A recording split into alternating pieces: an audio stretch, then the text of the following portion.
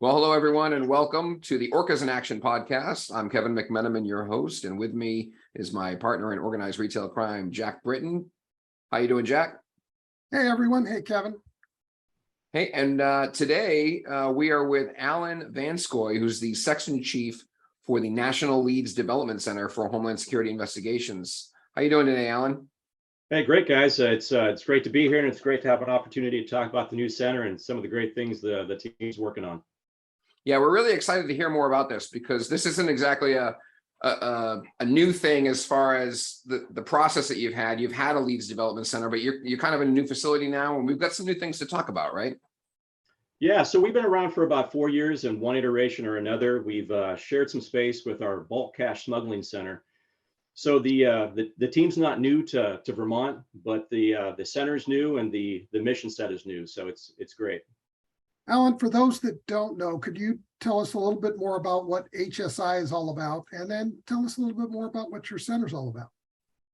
Yeah, sure. Thanks a lot. Yeah, so HSI, Homeland Security Investigations, we're the investigative arm, or one of the investigative arms of the Department of Homeland Security, DHS.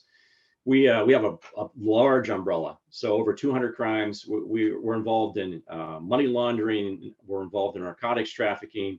We investigate child pornography. We investigate trade-based money schemes. We investigate human smuggling, human trafficking, international domestic gangs. So large umbrella, pretty varied. And here at the center, we were developed to be a lead intake and development center. We do criminal cases. So we take in allegations from state, local, federal counterparts, law enforcement agencies, foreign-based law enforcement agencies, and then most recently the private sector. So the center takes in that information, we deconflict it, we build it out into a high quality criminal investigation through using a number of different law enforcement techniques, and then we get that case to the place around the country that has the best venue, a place that hopefully has a receptive climate to organize theft groups and organized retail crime. And then we continue to support that case all the way through investigation and prosecution.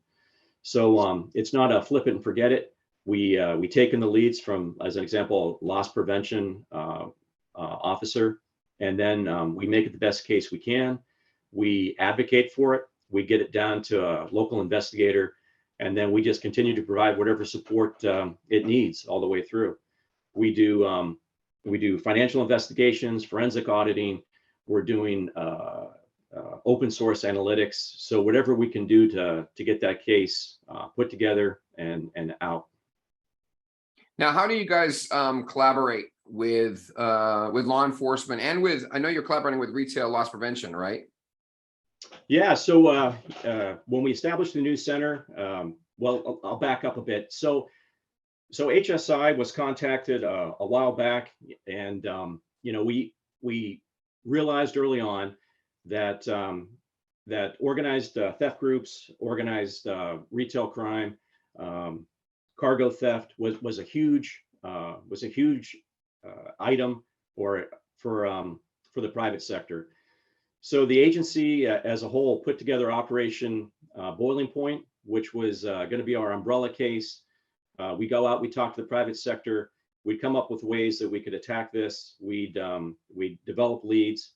And as part of Operation Boiling Point, the lead intake center here became sort of like the operational arm of Operation Boiling Point. So while our folks are out talking to retail groups, while they're talking at trade conferences, they're getting the word out about what we can do, what our capabilities are. And then here, back in Vermont, my folks are taking all that information, and we're trying to develop it into high quality criminal packets that we can advocate and get out to our field offices for further investigation. What kind of trends are you seeing, Allen, in the cases that you're working on today? I know you had a little bit different focus, and as you said, you kind of have had more focus now on ORC, on cargo theft. What are some of the trends and the crimes that you're seeing, and is there any particular area that you're seeing them? Yeah, so my group in general does a lot of things. So they do international gangs, they do Interpol notices, they do fraud against government, payroll protection fraud, uninsurance employment fraud. We just, again, most recently started to do OTG and ORC and cargo theft. And as we reach out and make contact with regional intel centers, state fusion centers to get that information, to reach out to loss prevention officers and intake that information, we're trying to establish and heat map, put groups together. You know, is the group that's hitting California, the boosters, the folks that are selling on eBay, are they the same folks that are operating in Florida? Are they the same folks that are operating in New York, the East Coast? So what we've seen is that this is sort of an equal opportunity crime. We're getting a lot of folks coming from overseas. We're seeing a lot of activity from Eastern European groups. We're seeing a lot of activity from South American theft groups. We're seeing Chinese groups coming in from Asia, and then we have all the homegrown stuff. So there's just a wide range of organized criminal activity when it comes to this area. So Allen, you call yourselves the National Lead Development Center. So where do those leads come from? How do you develop those leads? Yeah, so we're not a tip line. We take leads from law enforcement. We take leads from foreign law enforcement, state, locals, our federal counterparts. And then most recently, we're starting to take leads from the private sector and specifically mostly loss prevention folks. So we have inboxes that different agencies and different groups send us these leads. We take them in, we analyze them, we try to vet out, you know, which leads are maybe already being investigated by one group or another. So there's a deconfliction component. And then there's the whole build out component. So we're using a wide variety of tools, similar tools that other law enforcement agencies are using in accordance with privacy and some other you know, accepted investigative techniques. But as a centralized location, we're able to bring all that information together and really concentrate on that information as a holistic package. So then we wash it, we vet it, we build it out. We're doing financial analysis, we're doing lead development, and then we're taking a look around the country on what locations have venue for these particular cases, and then sort of doing an analysis of, you know, out of those locations that currently have a venue, which ones are receptive to these kinds of investigations.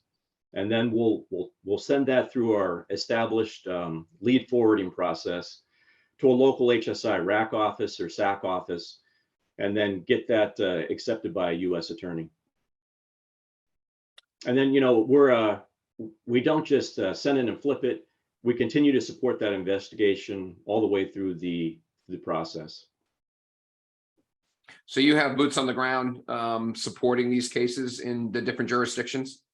Yeah, we're all around the country. We're in 93 overseas locations with 56 foreign offices, or 56 countries, 93 foreign offices. And then domestically, you know, several offices in most states. Large offices are HSI SAC offices. So we have a lot of folks on the ground to take these leads in and then push them forward. Yeah, I'm glad you mentioned the foreign aspect, because I was going to ask that question, because you know, you mentioned a lot of the groups that are coming in, right? The Chinese groups and the Eastern European groups and so forth coming in. But as we know, there's a lot of the merchandise and the money in particular that's going out, right? So how you're well networked in these other countries? You know, we're very well networked. We have pre-existing relationships with a lot of host countries and foreign-based law enforcement agencies. And to date, we've been able to leverage that to identify a lot of the Eastern European groups. So, you know, we're trying to help state and local law enforcement agencies as well. So if one of them reaches out to us and they say, hey, listen, we have a Romanian-based criminal organization, and we have photographs and we have biometric data on these folks. We've had a lot of luck in being able to determine true identities, who those folks are. coordinate with foreign law enforcement, and we're definitely making some inroads. I just want to say, we've only really been doing organized retail theft for about 6 months. So like anything, it takes a little time to establish relationships. Those relationships with the regional intel centers and the fusion centers on the state, letting local law enforcement agencies know that this is an HSI priority, and giving them and avenues for them to give us the data and to support them takes time. So a lot of our investigations are in the early stages. I think we've been able to leverage a lot of our resources to make one-time arrests. So there has been a number of occasions where a state and local law enforcement agency has reached out to us, and we've been able to give them who the true identity of that person was. A lot of them, this isn't the first time that they've been involved in boosting or a quick change scheme or some kind of smash and grab theft. So a number of them had pre-existing arrest warrants from other states, other jurisdictions. So we've been able to hook those folks up and get that person arrested. Allen, we realize that you've just recently intensified your focus in this particular area. What led to that decision, and where do you see this moving forward? Yeah, so I think our folks that were leading Operation Boiling Point recognized that the center had a lot of tools that they could bring to bear on this. So I think it was a good carryover. We were already doing gangs and some international investigations, so it was a good dovetail in. We're trying to vet now who is there gang activity, which groups are involved in this, make those connections. So I think it was a good flow for us. And where we're going forward is we're going to continue to build collaborative working relationships with the private sector. We're going to continue to build out our relationships with fusion centers to make us sort of that central point in the wheel, the spoke, that all this information can flow to us. And I think if we can do that successfully, which I have a pretty strong suspicion we can, then I think we can really build out high quality criminal investigations. We can link local investigators, we can link our international, our foreign offices, or our local offices, and really bring some weight to bear on these criminal organizations.